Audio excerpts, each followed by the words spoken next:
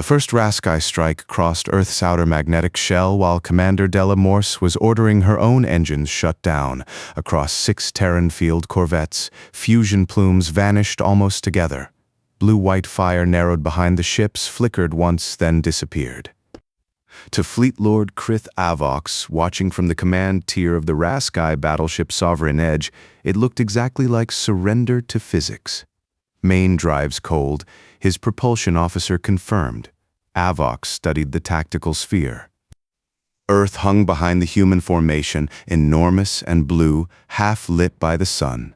6 defending corvettes floated between the invasion force and the planet. Their hulls were compact by Rascai standards, ugly, broad-sided vessels with reinforced ribs running down their length and strange metallic loops folded close against their armor. No engine burn, no acceleration plume, nothing that should have allowed them to change velocity quickly. Avox leaned forward. They have traded maneuver for orbit. His tactical officer hesitated. Deliberately. That is what concerns me. The first Rascai missile cluster entered firing range. The humans did not restart their engines. Avox waited for panic. None came. Instead, the Terran formation widened. Not by much. A few kilometers at first, then 20, then more. Avox's eyes narrowed. There was still no drive plume. Confirm their velocity. The answer came immediately. Changing. How? We are checking. A human corvette designated Field 1 slid sideways across the tactical plot. Not forward, not backward. Sideways. Avox stared at the icon. Ships did not move that way without expending thrust. Orbital motion could be predicted. Acceleration could be measured. Reaction mass produced signatures. Drives left thermal traces. Field 1 was moving anyway. External tug. None detected. Gravitational assist? Insufficient. Hidden thrusters? No exhaust. The missile cluster reached the defense zone. Field 1 shifted another 12 kilometers. The missiles corrected. Then the human ship moved again. 3 weapons missed cleanly. 4 adjusted too late. The remaining missiles hit defensive fire from another corvette and burst into harmless debris. Avox said nothing. Behind him, officers exchanged glances. On Earth, billions of civilians were watching military alerts spread across emergency networks. On the opposite side of the star system, civilian traffic was being diverted. And hundreds of light years away, in the emergency chamber of the Galaxy Council, Counselor Imon Jail watched the same impossible movement on a wall-sized tactical display. The Arlen delegate had entered the chamber expecting another border crisis. That expectation had lasted less than a minute. They are attacking Earth. Someone had asked when the alert first appeared. The room had gone quiet. Then the main display resolved into live council telemetry. Rascai warships, Terran defenders, Earth behind them. No disputed colony, no frontier outpost, no protectorate Earth. The human homeworld, Emin had spent 17 years reviewing military agreements between species that distrusted one another but preferred paperwork to war. He had seen threats, blockades, demonstrations, and 2 short orbital engagements. He had never watched an invasion of a founding homeworld unfold in real time. Now he leaned toward the display as Field 1 moved again. Its engines were cold. It was still moving. A council analyst enlarged the sensor record. That cannot be correct. It is council telemetry. Another said, then the interpretation is wrong. Velocity change is confirmed.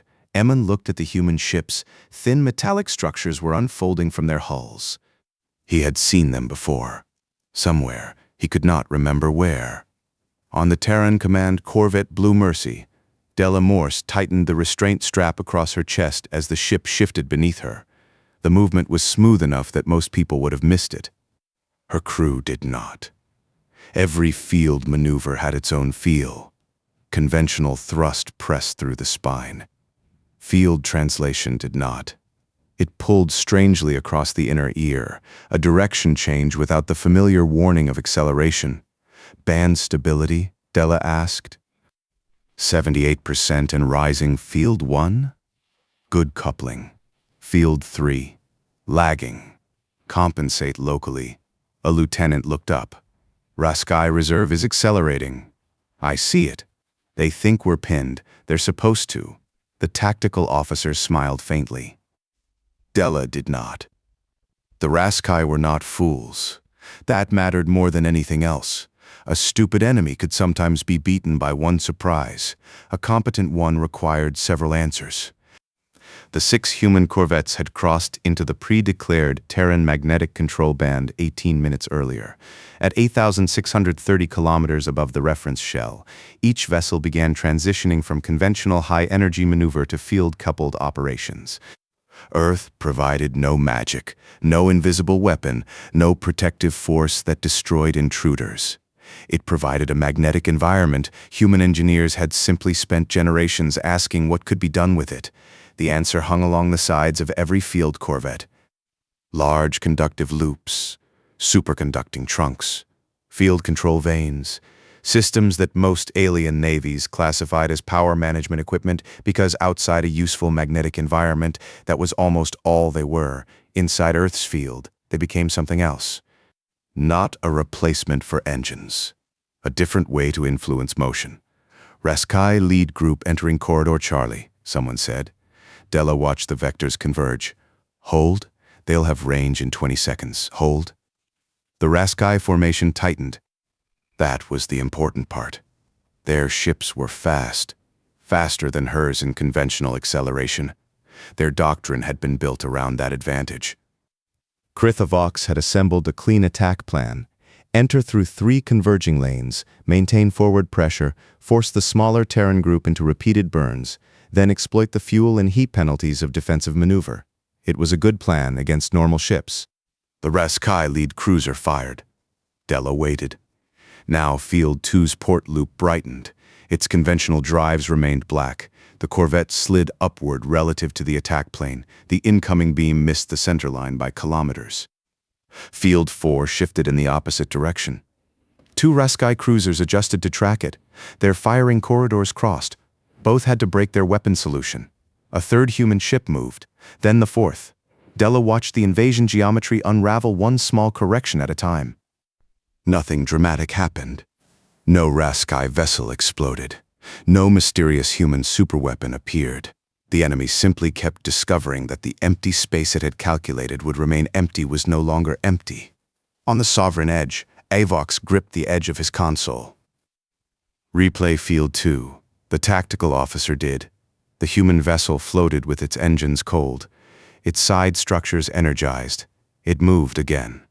Slower than a conventional combat burn, but sideways, and without the thermal commitment that normally announced the maneuver before it completed. Avox watched the recording twice. Then he looked at the magnetic map of Earth. Overly planetary field intensity. The officer obeyed. Colored lines spread around the planet. Avox's expression changed, not to fear, to concentration. Again, the human movements appeared over the field model. This time the pattern was obvious. Every displacement followed a region where Earth's magnetic environment could provide the humans with useful coupling. Avox spoke quietly. They are not drifting. No, Fleet Lord, they are sailing. The word felt strange in a warship command room, but it fit better than thrust. A ship at sea did not carry the ocean with it. A human field corvette did not carry Earth's magnetic environment with it either. It exploited what was already there. Avox expanded the polar display. The geometry changed. Field density, direction, control quality, uneven. Of course it was uneven. Anything physical had limits. Map their strongest control regions. The Rascai computer generated them. Avox saw the answer. Shift Spear Group 3. To what axis? Polar. Several officers looked at him. The northern approach was worse for weapon stability. It demanded additional correction and placed the invasion ships against a more difficult navigation background. That was why the original plan had avoided it. Now Avox pointed to the human control map. They are strongest here and here. We are fighting where their environment helps them most. His tactical officer understood. Take away the useful angle. Yes? And the loops? Avox looked at the structures extended from the human hulls. Now that he knew what they were, they looked less like equipment and more like exposed limbs. Send cutters. Emin Jail found the public Terran engineering note 16 minutes after the first impossible maneuver. It was not classified. That disturbed him more than secrecy would have. The document was old, dry, and almost aggressively boring. Magnetodynamic attitude and orbital energy management for high-field planetary operations. He read the title twice. Then the summary. The human systems were not weapons. They had begun as efficiency technology, station keeping, debris avoidance, long-duration orbital adjustment, reduced propellant use around heavily serviced worlds. Later military versions had expanded the control authority. Iman looked up at the battle. The human ships had not unveiled a secret. The galaxy had simply decided the technology was not important. A council military specialist joined him. You found something? Public engineering, military? Originally civilian. The specialist read the first section. His eyes moved faster, then stopped. How old is this? Older than my career. Why isn't it in our tactical library? Because it is filed under planetary infrastructure efficiency. The specialist looked toward the live battle. Another human ship moved with its main drives cold. Then our library is wrong? No, Emin said slowly. Our categories are wrong. The council display flashed. Rascai forces changed direction. Emin saw the shift and felt a different kind of concern. They understand. The military specialist nodded. Yes, the Rascai were moving toward Earth's polar approach, and the humans reacted immediately. On Blue Mercy, Della saw the shift. Damn. Her operations officer glanced at her. They found it. Enough of it. Polar approach indicators brightened across the tactical sphere. The Rascai were abandoning their cleanest firing geometry. That should have been good. It was not. Avox was accepting a tactical inconvenience to attack the human advantage itself. Della had hoped he would not. She had planned around that hope. That was her mistake. Field group, prepare reorientation. Polar coupling drops 31%. I know. Field 3 can't maintain lateral authority there. I know. The officer hesitated. Della looked at him. Say the next part. We cannot hold the original defense plan. Correct. No one on the bridge tried to make the sentence sound better. A good plan had just died. That was normal. The Rascai cutters accelerated ahead of the main formation. Small. Fast. Della identified their vectors immediately. They're not going for hull centers. Her tactical officer enlarged the image. The cutter's firing solutions converged on exposed field structures. They want the loops. Retract. We lose coupling while retracting. Leave them out. The first cutter fired. A pulse struck Field 3's extended assembly. The ship jolted. A bright arc ran across the loop. Then half the structure went dark. Field 3 lost port coupling. Conventional drive? Available. Tell them to burn. The human corvette's main engine reignited. Blue-white light burst behind it. For the first time since the battle began, a human ship moved exactly the way Avox expected. The Rascai immediately exploited it. 2 cruisers shifted fire. Field 3 rolled. Another strike hit its outer armor. No catastrophic damage, enough to force it away from the defense line. Della's jaw tightened. Field 5. Cover Field 5 moved laterally. Its loop lit. A Rascai cutter anticipated the translation and fired at the exposed structure. The shot missed narrowly. They were learning fast. Retract 5 starboard array halfway. That cuts control. It also changes the target. The engineer keyed the order. A moment later, Field 5's geometry altered. The next cutter shot passed where the outer loop had been. Della watched the broader battle. Avox had not solved the human system completely. He did not need to. He only needed to make it unreliable. That was enough. The Rascai polar group accelerated. Earth grew larger behind the tactical icons. For the first time, the invasion corridor looked dangerous, not theoretically dangerous. Open? Della checked the field maps. Her earlier plan had depended on moving the corvettes laterally faster than the Rascai could rebuild firing solutions. That advantage was disappearing. "New plan," she said. Every officer looked toward her. "Hybrid control," the operations officer frowned. "Mixed drives with field translation?" "Yes. We'll light every maneuver. Some, and thermal load rises." "Yes. Fuel becomes a problem." Della looked at the Rascai formation. Being shot is also a problem. That earned one short laugh. Then everyone returned to work. Field 1, conventional forward burn on my mark. Field 4, remain drive dark. 2 stagger behind 1-3, withdraws to repair line but keeps sensors active. The orders went out. The next exchange looked completely different. Field 1 ignited its engines and accelerated. Rascai targeting predicted the burn. Field 4, still dark, shifted laterally. Rascai weapons corrected. Then Field 1 cut thrust early and used its magnetodynamic system to change position across the expected vector. The result was ugly, not elegant, not perfect.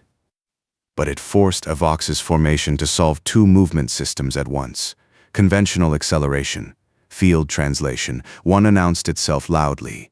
One did not. The Rascai could respond to both. Responding to both at the same time was harder. A cruiser overshot its ideal firing lane. Field 2 placed kinetic fire across the empty space ahead of it. Not at the ship. At the route, the Rascai captain changed course rather than enter the fire. "Good," Della said. "Keep taking away the easy choices." The battle tightened around Earth. Krith Avox smiled for the first time, not because he was winning, because the humans had been forced to reveal the cost. Their field maneuvering was clever. It was not free. Every technology had a price. He watched thermal blooms appear as Terran ships mixed drive burns with magnetic translation. There, his propulsion officer nodded, human heat rejection increasing. And fuel expenditure. Yes, Avox studied their damaged formation. One human vessel had already withdrawn from direct engagement. Another had partially retracted a field loop. The humans had surprised him, he had answered. Now they were improvising. Good. He had not crossed interstellar space to be defeated by a trick. "Push Group 1 directly. Make them spend." The Rascai ships accelerated. Human corvettes responded. Avox did not chase individual kills. He watched energy, fuel, position. Every human conventional burn reduced future options. Every field translation used the magnetic environment but depended on exposed equipment. The humans had built an unusual system. Avox would turn its dual nature against them. Cutters attack loops only when extended. Cruisers force conventional maneuver. "Do not waste fire on armor." Orders spread. The effect was immediate. The Rascai began attacking not ships, but choices. Human loops stayed folded longer. That reduced field control. Then Rascai cruisers pressured the constrained vessels. The humans ignited engines. Heat climbed. When loops extended again, cutters attacked them. Della's defense began losing flexibility. Avox watched one human corvette take a hit across its upper loop assembly. Sparks scattered, the ship lost lateral authority, and was forced into a conventional burn. Avox pointed. "Drive them polar." The Rascai formation obeyed. Slowly, brutally, the humans were pushed toward the region where their advantage was weakest. Avox's staff began to relax. He did not. The human commander had adapted once already. She would do so again. He wanted to know how. The inspection lamp floated loose when Blue Mercy took the hit. It had been clipped beside Della's chair since before the engagement. Small, folding, ordinary. A sharp impact shook the corvette, and the lamp tore free. It struck the restraint frame, spun twice, then drifted across the bridge. Loop 1 overload, port array partially open. Local power loss, decks 8 through 11. The main lights dimmed. Emergency strips came on. Della unhooked one hand from her restraint, caught the lamp as it passed and snapped it on. A thin white beam cut through the darker bridge. Engineering? Outer inspection circuit is dead. Della handed the lamp to a crew runner. "Take this." The runner caught it. What happened? support loop locked halfway through retraction. Can they free it? I'll find out. The runner disappeared through the hatch. Della turned back to the tactical display. Her primary magnetodynamic array was compromised. Avox's flagship was moving down the polar corridor, and the human defense group no longer possessed enough lateral field authority to close it using the original method. The easy answer was obvious. Accelerate directly, hit the flagship, destroy propulsion. Leave the ship unable to continue. Her weapons officer highlighted the drive section. We can take his engines from here. Della looked at the projected trajectory, then at Earth. No.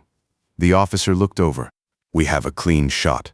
I see it. If the flagship continues, show me its post-kill vector. The computer calculated. The answer appeared. A dead drive would not make the battleship disappear. It would make a huge armed vessel continue earthward with reduced steering control. The weapons officer saw it. Della pointed to the result. Do not take his engines. I need that ship steerable. Silence lasted half a second. Then everyone understood the easiest military kill was the wrong planetary defense choice. What do we hit? Weapons? That keeps him maneuvering, yes. And fighting longer, yes. The weapons officer nodded once. Understood. Della opened fleet-wide communication. New objective, preserve Rascai propulsion. Remove attack capability. Field Force Captain responded first. That is going to cost us. I know. Field 1 came next. Still doing it. Still. No one argued. The Rascai flagship accelerated. In the Galaxy Council chamber, Emin heard someone say, "Why are the humans not targeting propulsion?" The military specialist beside him had already understood. Because the battleship is descending toward Earth. They could destroy it, and then they inherit its trajectory. The chamber fell quieter. Emin watched human targeting lines move away from the Rascai drive section, not toward the easiest kill. Away from it? The human defense was becoming more dangerous to itself because it was trying to keep the enemy alive enough to steer. That detail changed the entire battle for him. Humanity's advantage was not that Earth gave them unlimited power. It did not. Their loops could be damaged. Their field control weakened near the polar axis. Their ships overheated. Their plans failed. Their commander had misjudged Avox's willingness to accept an ugly approach. The humans were winning nothing automatically. They were simply making decisions inside an environment they knew intimately, and accepting costs that outsiders had not included in their equations. Emin looked around the emergency chamber. The Council had spent decades classifying ships according to engines, weapons, armor, jump range, and endurance. Drive active, drive inactive, maneuvering, not maneuvering, combat capable, disabled. The categories were convenient. Earth was making them look childish. A ship with engines cold could still move. A ship with damaged field systems could still burn. A ship with engines preserved could still be tactically defeated. The labels were failing faster than the vessels. Contact Terran Command, Emin said. A Council coordinator looked at him. For what? Ask what approach restrictions they require from neutral traffic. During the battle? Especially now. The coordinator began typing. Emin kept watching Earth. Avox saw the human targeting change. He understood it immediately. They are avoiding propulsion. His weapons officer sounded almost offended. They have a firing solution. They do. Why preserve us? Avox expanded the trajectory. Then he laughed once, not with humor. With engines dead, we become a problem they cannot steer. The weapons officer went still. Avox admired the choice even while preparing to exploit it, then make their restraint expensive. The Rascai flagship rolled, its forward batteries aligned toward Earth. Terran corvettes moved to interfere. Avox fired on them. Field 1 took a strike across its upper armor and spun away. Field 4 shifted laterally, but its weakened coupling could not move far enough. Another Rascai ship accelerated behind the flagship. The human defense line split. For several seconds, the route inward existed. Avox saw Earth unobstructed on the tactical sphere. Blue-white. Close enough now that every officer on the bridge could imagine atmosphere, continents, cities. Advance. The sovereign edge surged forward. On Blue Mercy, alarms multiplied. Field 1 displaced. 4 cannot close. Rascai secondary ship behind flagship, range to stable attack solution. I see it. Della watched 3 incompatible problems appear at once. She could save Field 1. She could close the secondary vessel. Or she could stop Avox. Not all 3. Her inspection lamp returned. The crew runner stumbled back onto the bridge, clipped the scratched lamp beside Della's seat and grabbed his restraint. Engineering says port loop is dead. Temporary, no. Main conductor fractured. Della looked at the small lamp, scratched, still shining. Then she looked at the tactical display. 1 loop gone, 1 easy option gone. Good. Stop thinking about what the ship no longer had. Use what remained. Helm, full conventional intercept. The helmsman looked at her. With our loop damaged? Yes, we'll be visible from the first burn. I know the Rascai would predict it. That was the point. Field 2 and 5 remained dark. Understanding spread across the bridge. Della pointed to Avox's projected correction. He'll turn to keep his weapons on us. The tactical officer followed the line. That exposes his dorsal batteries. To 2 and 5, they can't get there fast enough. They don't need engines.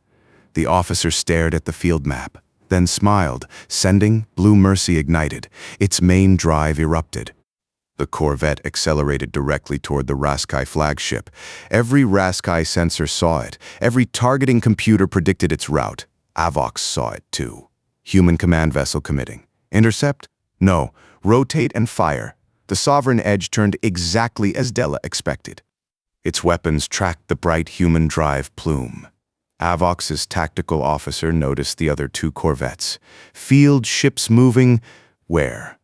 No engine signatures. Avox looked. Field 2 and Field 5 were sliding outward through the magnetic environment. Slowly, quietly, not attempting to stop the flagship head-on. Moving toward the angles its rotation was exposing. Avox understood. Reverse roll. Too late. Field 2 fired first. Not at the engines, at the forward weapon distribution spine. The strike shattered external housings and forced automatic isolation across 3 battery groups. Field 5 fired a fraction later. The second hit removed another section of offensive distribution. The Rascai flagship still had engines, still had life support, still had navigation, still had shields, but half its forward attack capability vanished. Avox changed course. Della saw it. He's still dangerous. Secondary batteries rotating. Stay on him. Blue Mercy continued forward. Rascai defensive fire hit its damaged port side. The Corvette rolled. Warnings appeared across Della's display. Outer armor failure. Loop assembly gone. Local cooling damaged. Her ship would never perform another full magnetodynamic translation without major reconstruction. She accepted the message and kept moving. Field 1 status, recovering. Send them to the secondary Rascai cruiser. Field 4, still limited. Put them on sensor support. The battle reorganized again. No perfect formation, no clean doctrine. Damaged ships did what they could. Intact ships did what only they could. The humans were no longer fighting according to the plan with which they had begun. Neither were the Rascai. That was where wars became real. Avox ordered the Sovereign Edge down another degree. His weapons officer stared at the damage board. Forward batteries at 38%. Enough for 1 planetary firing sequence. Then prepare it. The officer obeyed. Avox watched Blue Mercy approaching. The human command ship was now using ordinary thrust. Predictable. Trackable. Its special field array was broken. For the first time, he could fight it on familiar terms. He ordered a firing solution. The Rascai weapons aligned. Della saw the targeting lock. Brace. The strike hit. The bridge shook hard enough to slam her shoulder into the restraint. Displays blinked out. One returned, then another. Someone reported damage. Someone else called for medical support on a lower deck. No one stopped working. Propulsion? Available. Weapons. Port side gone. Starboard functional field. The engineer laughed once. What field? Della nodded. Fair. The Sovereign Edge continued earthward. Its attack batteries began charging. Della's tactical officer looked at the timer. We cannot disable the remaining weapons before charge completes. Della studied the ship. It was still maneuverable. That was what she had insisted on. Now she needed to use it. Can we force a heading change? With weapons? Not enough. Collision threat? The officer looked at her. Della shifted the tactical map, not collision. Choice. She highlighted the surviving human ships. Field 2. Field 5. Blue Mercy. 3 separate vectors. We put ourselves where he needs to go. The tactical officer understood. If he holds the firing line, he hits us. He may accept that. He might. And if he changes heading, he loses Earth. Della opened the channel. 2. Move high. 5. Low. No firing unless he continues charging. The corvettes began sliding. No engines. Just field translation. Avox saw them.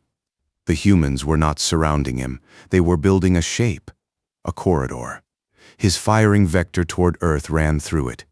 If he kept charging and maintained heading, he would have to commit against the human ships directly in front of him. That was not the problem. The problem was what would happen afterward. His formation was already compressed, his forward batteries damaged, his support ships displaced. The human command corvette was burning across his central approach. 2 plume-dark vessels were moving onto the other sides. The geometry was becoming bad. Avox searched for a clean route. There was one, outward, away from Earth. Of course.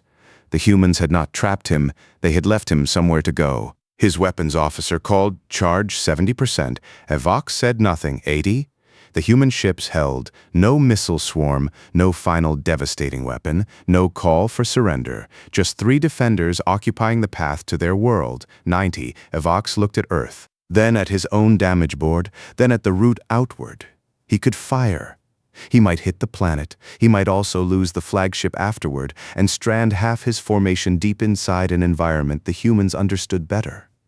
More importantly, even if he succeeded in one attack, he no longer possessed the combat geometry required for continued planetary assault. The invasion had failed, not because the Rascai could not hurt Earth, because they could no longer control what came after the first strike.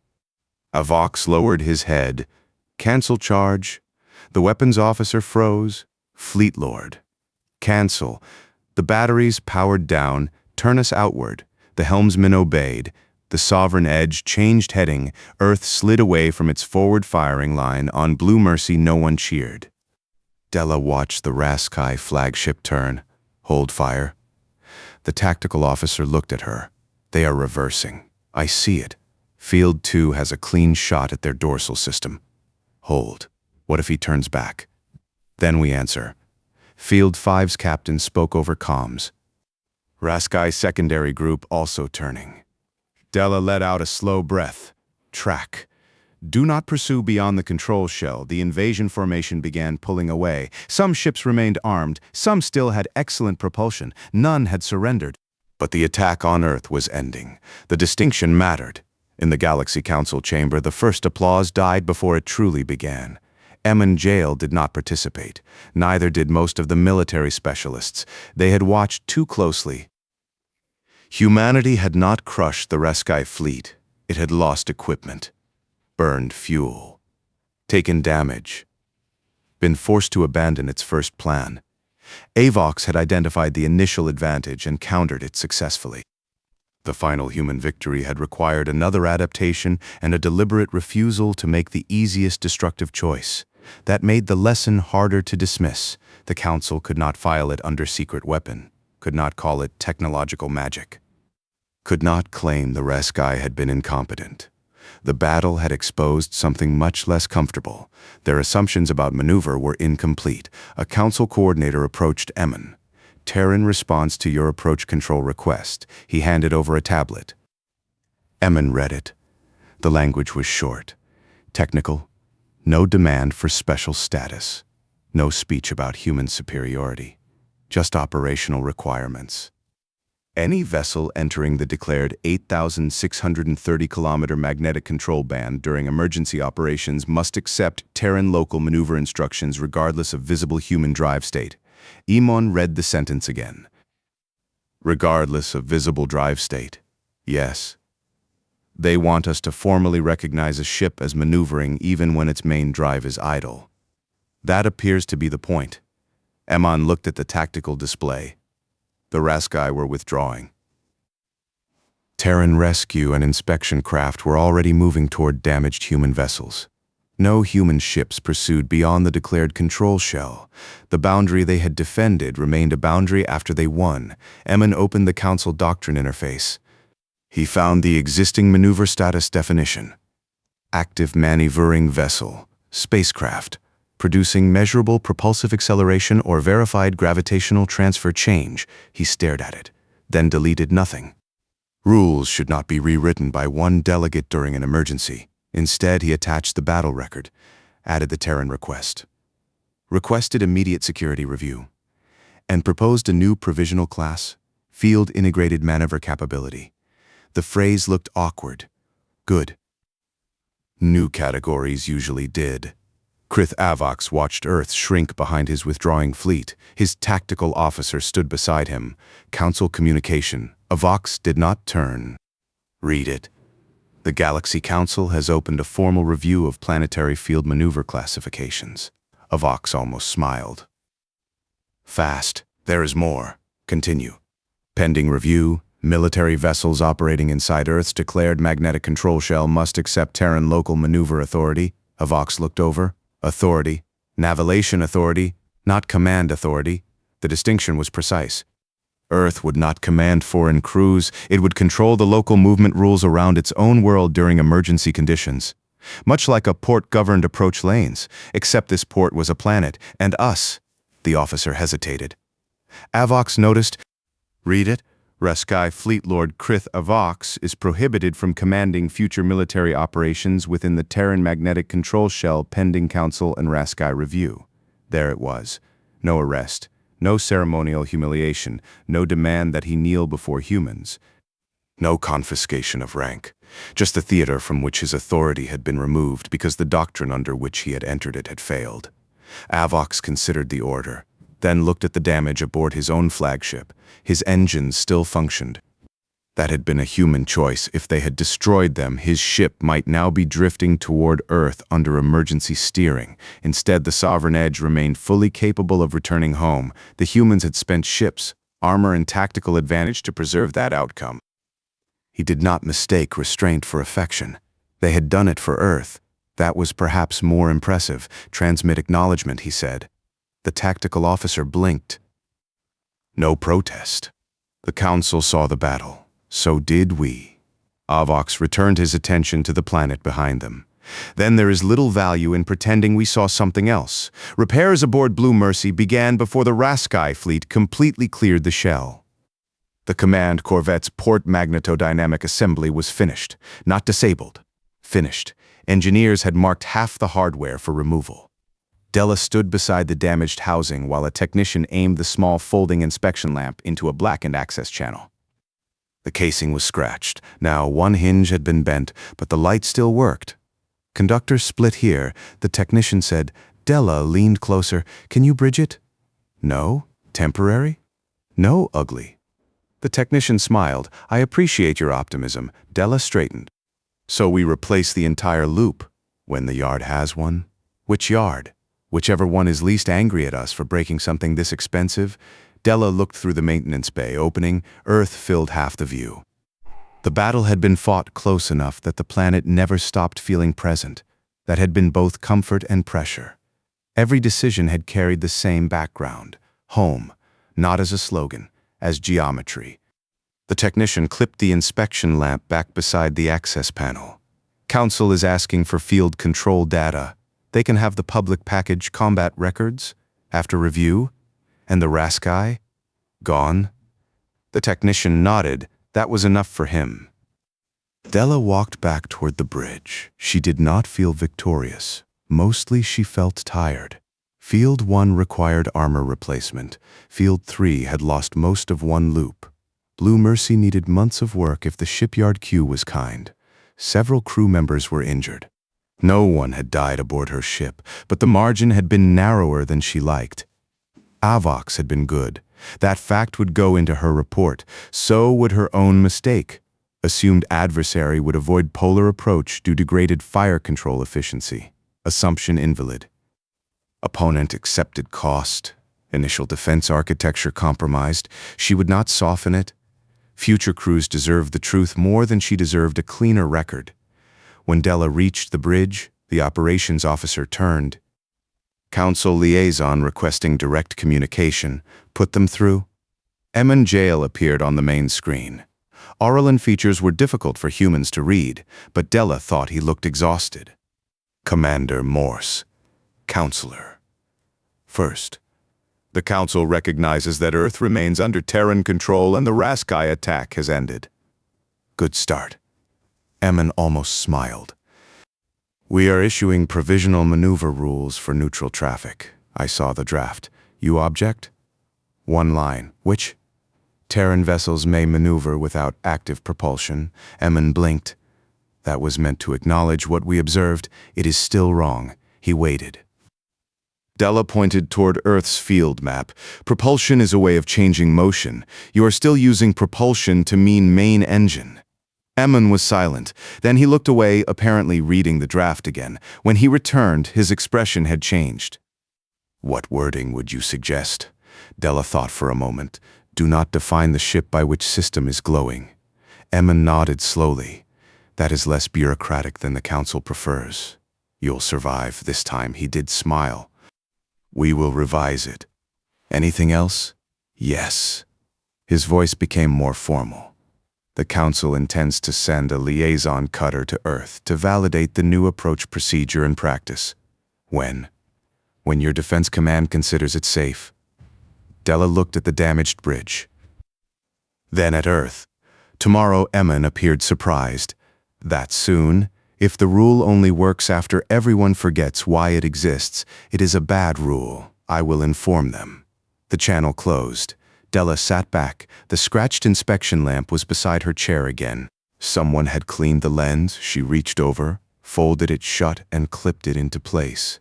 Then she began writing the damage report. The next day, a Galaxy Council liaison cutter approached Earth. No ceremonial fleet accompanied it. No diplomats made speeches.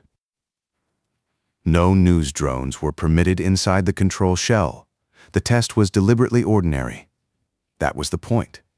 Emin Jail stood on the liaison cutter's small command deck while Earth grew larger through the forward window. A human controller spoke through the comms. Council Liaison 7, confirm entry preparation, the cutter captain answered. Confirmed. Main drive to idle at boundary marker? The captain glanced at Emin. A day earlier, that instruction would have sounded absurd.